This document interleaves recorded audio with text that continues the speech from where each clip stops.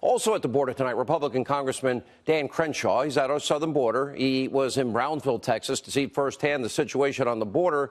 Congressman Crenshaw joins us. He's in the border in McAllen, Texas, where we were, and also former DEA Special Agent Derek Maltz is with us. Congressman, let's just tell everybody, I've been down there 14 times. I know what I've seen. Tell everybody what you see. Here's the big takeaway here. So the Rio Grande Valley is actually responsible for about 40% of total illegal immigration in the entire country. So it's a huge spot for this. Now, it's divided up into two spots, right? There's the Brownsville area, and then there's the McAllen area. The Brownsville area has about 35 miles of pretty secure fencing. It's border security the way that we would like to see it. It's a good mix of technology and secure fencing. In the McAllen area, you have exactly the opposite. Okay, you have wide open areas. Now, so what do we see?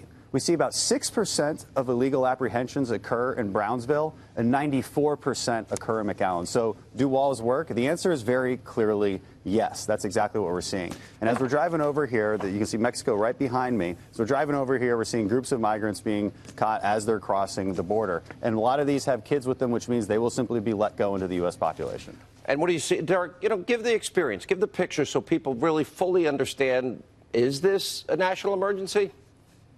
Yes, of course, Sean. I mean, we have a situation. Oh, sorry. Derek. Sorry, yeah. I'm sorry. Derek, go ahead. So, Sean, so basically we had all that fentanyl seized yesterday. That could have killed 57 million people. That's like half the viewers of the Super Bowl, right? So the American public has to realize 1 kilogram could kill 500,000 people. Plus, if you look like in New York today, they seized another 70 pounds of this poison. That could have killed 15, 20 million people. Thank God our brave men and women in law enforcement are out there, understaffed, underpaid, getting all kinds of pressure, getting shot at by these people in America. So thank God President Trump is standing up for our national security. Hey, and Derek, let me ask you a question. What if that can kill 57 million people, that the largest haul of fentanyl that they got just this week, what if a terrorist organization ever got a hold of that and say wanted to lace our food with it? Absolutely. What about the airplane? The seizure of 70 pounds in New York, right, was done by my old unit, the New York Drug Task Force. That was coming in on planes, right? So it's not just coming in on the southern border. These billion-dollar-a-year operations, they have to get their products into America. So, yeah, if it gets into the plane's ventilation system, if it gets into the food supply. So this is the thing the public doesn't realize, Sean. This is not a political issue. This is the security of our country and our kids. Let me go back to Dan really quickly.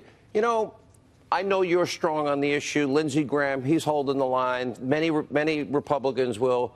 But there's always those that have no backbone. I have no respect if the Republican Party doesn't back the president when he uses the military or the emergency option. I don't care which option. As commander-in-chief, that's his job. He swore an oath to protect our Constitution, our rule of law. And more importantly, you know, I'm a member of the Homeland Security Committee. This isn't even the president's plan. This plan has been on the books for years. It has come from border agents on the ground. It comes from experts at the Department of Homeland Security.